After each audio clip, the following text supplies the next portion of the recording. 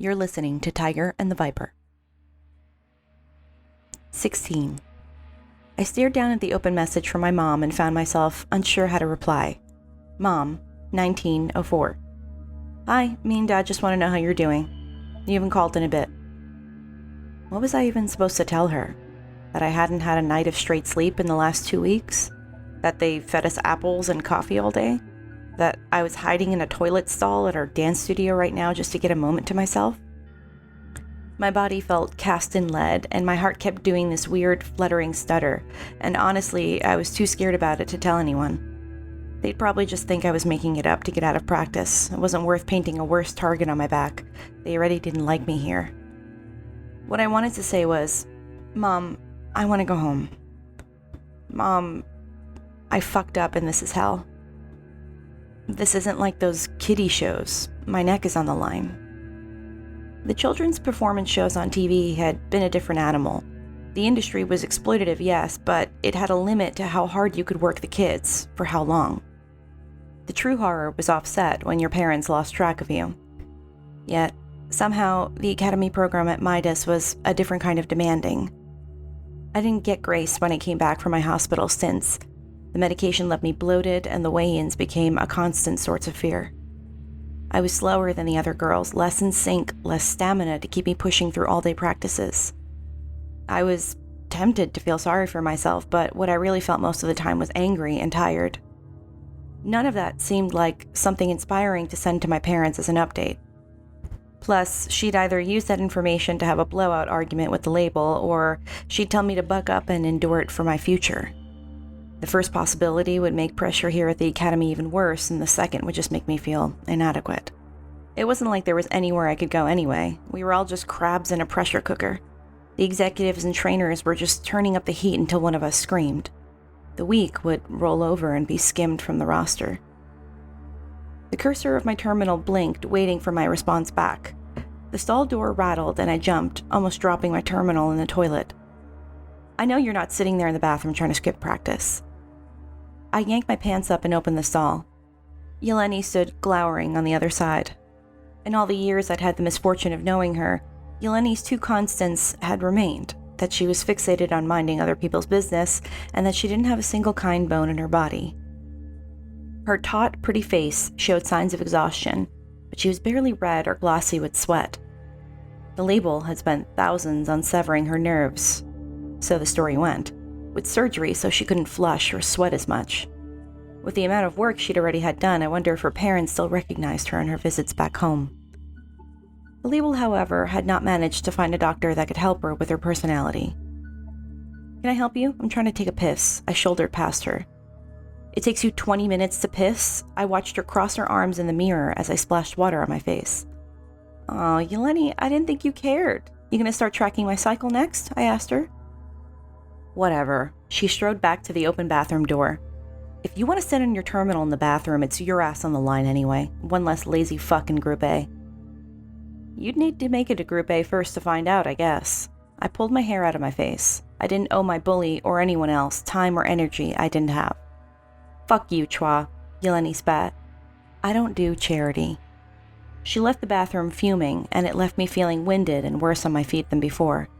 I looked at myself in the mirror and studied the bags under my eyes, the gaunt gray jut of my cheeks and my jaw. Somewhere in there, maybe, there was a shred left. Something to be salvaged. I just couldn't imagine what that possibly was. 7. There was a snake that used to live along the Cape of Africa. It's extinct now, but I remember seeing it on a school trip once to a museum. I scrolled through the extinction list in the Great Flood Wing while trying to catch my breath with the trip chaperone. I remember keeping my thumb pressed down on the glass console, already greasy with other fingerprints of museum goers. The hollow display shuffled through the silhouettes of countless animals, all ones whose habitats had been wrecked by the sea coming to claim the land. There was one animal, though, that caught my eye. It was called a rinkhall. Big fucker, but not as big as something like a boa or anything. It was this thick, brown snake, a mean thing they used to call a ring-necked cobra, except it wasn't actually a cobra. The only thing the two species shared was a hood and the resemblance to one another. But that wasn't really the important thing that caught my attention as a kid. It was what the snake did. It was famous for something very specific, which was playing dead. And what I found so interesting, even all those years ago, was that when it didn't think it could win a fight against a larger predator, it lay down, rolled over, and waited. Animals that didn't eat carrion left it alone, and the ones who did, they got a nasty face full of venom. Ringcalls, I learned later, could spit almost 10 feet away. Depending on how the venom was administered, the poor soul that came into contact with the ringcall would either be facing dizziness, blistering, violent vomiting, and sometimes necrosis. The ones who were caught by a spray of venom in their eyes stood the chance of permanent blindness, and the snakes themselves fired with surprising accuracy. And that was the luckier way to go. Something about the playing dead, though, seemed to stick with me. Even the ringcall came up against foes it couldn't beat. Bigger ones, with teeth that could gnash and claws that could tear its soft flesh apart. So, evolution gave it a different gift. Cunning. Even in its last moments, it recognized that an arrogant, natural predator was a dead one, and it achieved that by feigning weakness. You learned a lot as a kid who spends a lot of time in the hospital, I guess. There was a lot of time for reading, losing entire afternoons consuming a book from cover to cover. It helped with the boredom mostly between procedures and the nights I couldn't sleep. It also helped during those days alone where Mom and Dad had to go back to work. I'd wake up in bed and keep track of the sun as it shifted position around the room. The times where the pediatric nurses showed up with books were some of the best. If I was reading, time would slide by and I didn't have to keep on a brave face or interact with anyone if I was buried in a book. So that's what I did. I buried myself in books and special interests. I started with reading about the ringcall and then moved on to real cobras, and then the Viperidae family. I learned about their hollow, hinged fangs, how they were able to track down their prey after biting them because of a certain protein in their venom, and how it also acted as a predigestive, already breaking down proteins for the snake even as the prey tried to escape. There was something cathartic about the brutal beauty of snakes to a bedbound kid. I asked my mom a million times back then when she visited the hospital if we could have a pet snake, pointing to photos of them striking prey or digesting mice. She'd just shudder and slam the book shut. "Why can't you just ask for a cat like a normal kid?" she said, laying out a new blanket and tucking me in. I remember then how the exhaustion from work looked when it was settled beneath her eyes. "If my pet snake ate your boss at work, would you be able to spend more time here?" I asked. She snorted, snapping off the bedside lamp. "You'd need a much bigger snake than one of those."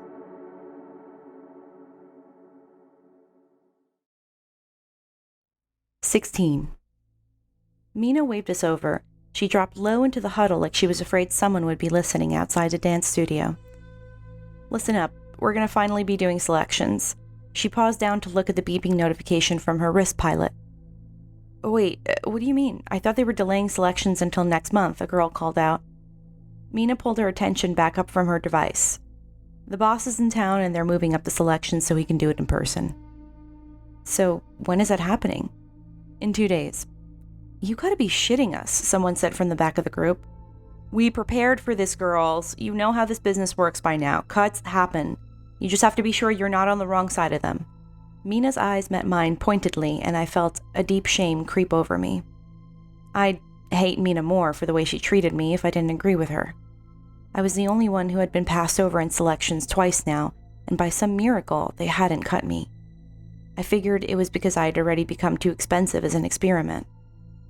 As Midas's bold biopharmaceutical venture, the execs needed me to make good on what I cost as a product, or they had to publicly admit that they threw millions of dollars down the drain.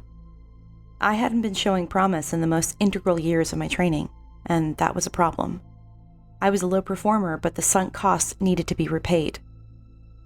"Stay calm, go over the notes and the steps in your head," Mina said, making sure she paused her gaze on every girl in the room. Only about 7 girls in Group B left. I assumed that the selection process from here on out would whittle us down for a group in development. A gloomy silence lowered onto the studio as I watched the girls study their competition in the room. I met Yeleni's eyes, and there was an unreadable, uncomfortable look of decision there.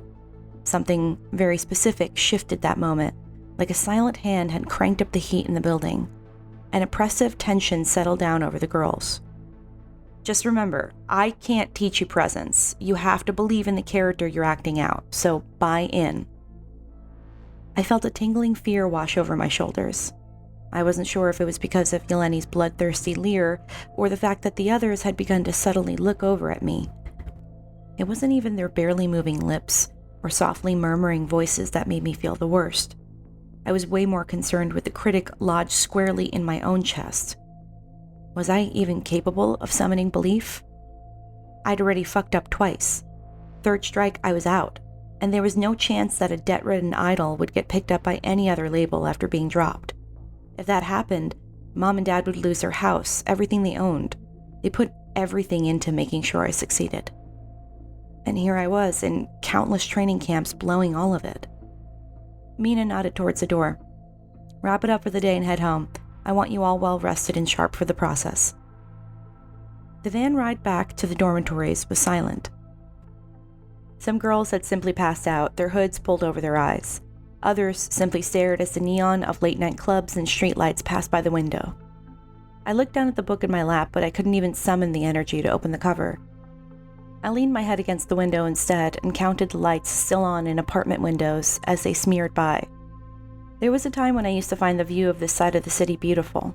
Years of work had made my vision shrink down into a pinprick, focused only on the familiar landmark so I could calculate how far we were from my bed. A notification on my terminal buzzed. A reminder. Take medicine. I yawned and then shuffled through my duffel bag. The annoyance began to build when my sleepy hand couldn't find the square container of medication. I shuffled through it again, unzipping the side pockets in hopes that I'd misplaced the container in one of those. The annoyance crescendoed into fear. I was having trouble because I was groggy and half awake, I convinced myself. It was just dark in the cabin of the van. I snapped on a small overhead light, and one of the girls sleeping in the same row grumbled something, rolling to her right. I searched through my duffel a third time with the light on, now taking my things out and placing them on the empty seat next to me. A cold shock ran through me, wide awake now. I couldn't find them. Something shifted in the dark van a few rows behind me. I turned and spotted Yeleni, awake and halfway through her skincare routine. She lifted her head, pinning me down with her dark eyes. There was no feeling behind them that I could register, just two bottomless pits to tumble down into with no end. Then, she smiled.